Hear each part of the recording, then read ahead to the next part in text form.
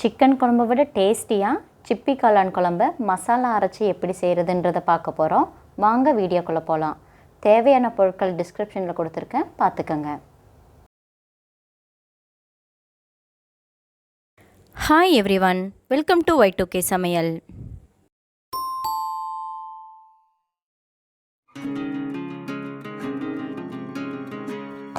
காளான் குழம்புக்கு 400 கிராம் காளான் எடுத்திருக்கேன்.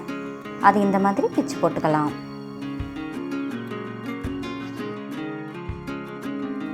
எல்லாத்தையும் பிச்சதுக்கப்புறம் ஒரு டைம் வாஷ் பண்ணிக்கோங்க. மசாலா பொடி தனியாக அரைச்சி செய்ய போகிறோம். அதுக்கு ஒரு பேனில் 3/4 கப் மல்லி, 1.5 டீஸ்பூன் கடலைப்பருப்பு, 1 டீஸ்பூன் சீரகம், 2 துண்டு பட்டை, 2 கிராம்பு, 1/2 டீஸ்பூன் மிளகு, 1 டீஸ்பூன் சோம்பு, 1 டேபிள் ஸ்பூன் அரிசி எல்லாத்தையும் ஒன்றா சேர்த்து நல்லா வறுத்துக்கலாம்.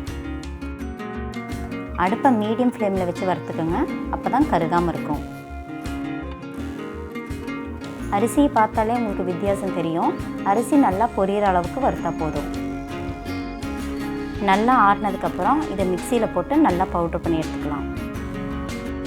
300 கிராம் சின்ன வெங்காயத்தை இந்த மாதிரி சின்ன சின்னதாக கட் பண்ணி பேனில் போட்டு அது கூட உங்கள் காரத்துக்கு தேவையான அளவு வரமிளகாய் சேர்த்துக்கோங்க. நான் 12 மிளகாய் சேர்த்துருக்கேன். அது கூட 2 டேபிள் ஸ்பூன் ஆயில், ஒரு மீடியம் சைஸ் தக்காளி சேர்த்து வதக்கிக்கோங்க.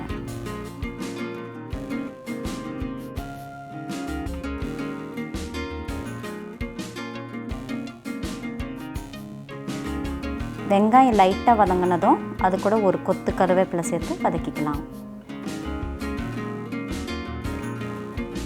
தக்காளி ரொம்ப வதங்கணுன்ற அவசியம் இல்லை.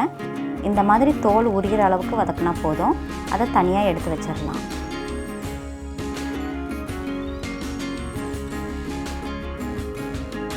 இப்போ அது கூட 1/2 டீஸ்பூன் மஞ்சள்தூள் சேர்த்து நல்லா வதக்கிக்கலாம். அடுப்பை மீடியம் ஃப்ளேம்லேயே வச்சு வதக்கலாம். அப்போ தான் வெங்காயம் சீக்கிரமாக வேகும், அடி பிடிக்காது. வெங்காயம் நல்லா வதங்கிருச்சு.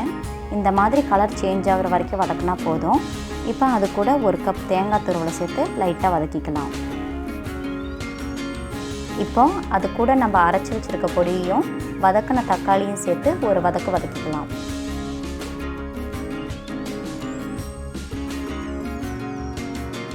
இந்த சேனலுக்கு நீங்கள் இதுதான் ஃபஸ்ட் டைம்னா சப்ஸ்கிரைப் பண்ணுங்கள். மறக்காமல் பக்கத்தில் இருக்க பெல் ஐக்கனையும் கிளிக் பண்ணுங்கள்.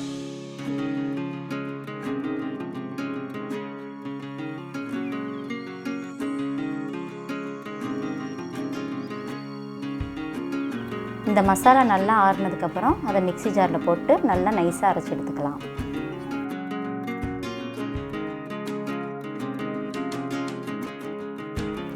ஒரு கடாயில் 10 ml ஆயில் ஊற்றிக்கலாம்.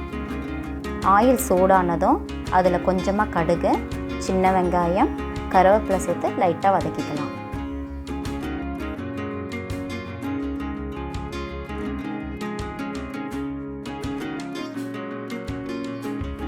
இப்போ காளான் அதில் ஆட் பண்ணிக்கலாம். ஆட் பண்ணி அதை நல்லா வதக்கிக்கலாம். தண்ணி எதுவும் நம்ம ஆட் பண்ண வேண்டியதில்லை. காளானே எவ்வளோ தண்ணி விட்டுருக்குன்னு பாருங்கள்.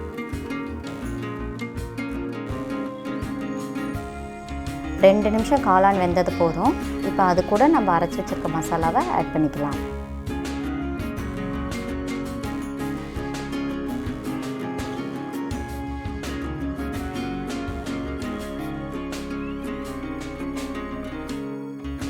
நமக்கு எந்த அளவுக்கு திக்னஸ் வேணுமோ அந்த அளவுக்கு தண்ணியை ஆட் பண்ணிக்கலாம். குழம்பு நல்லா கொதி வரட்டும். அதுக்கப்புறம் நம்ம உப்பு சேர்த்தா போதும்.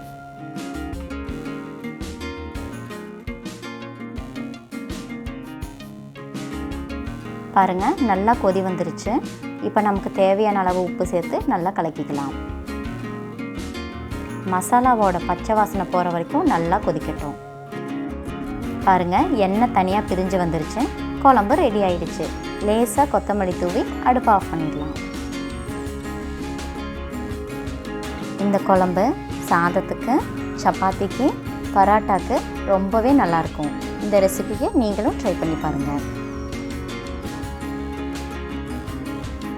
இந்த வீடியோ உங்களுக்கு பிடிச்சிருந்துச்சுன்னா லைக் பண்ணுங்கள், ஷேர் பண்ணுங்கள், மறக்காமல் கமெண்ட் பண்ணுங்கள். தேங்க்யூ.